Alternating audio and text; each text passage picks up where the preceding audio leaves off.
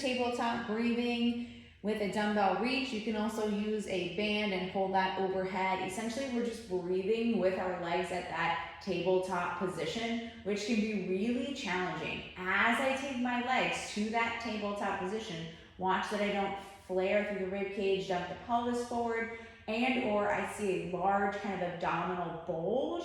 We want to make sure that we can exhale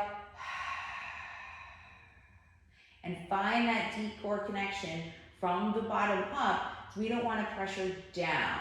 So holding your probably light dumbbell, I wouldn't go heavier than like 10 pounds or so.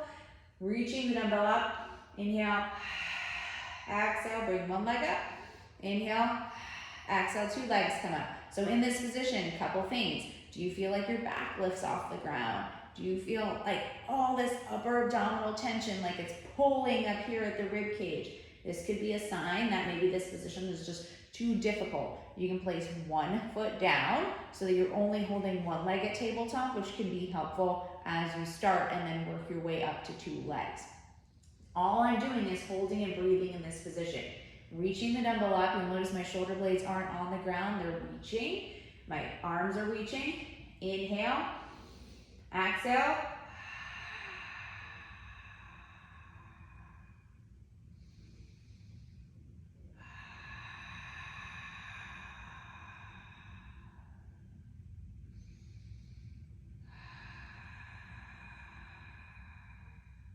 Another little trick that can be helpful is if you have a wedge or something like a sweatshirt, a towel, something that you can kind of use to kind of bring yourself into a little bit more of a posterior tilt passively and kind of holding that position, that may be helpful as well.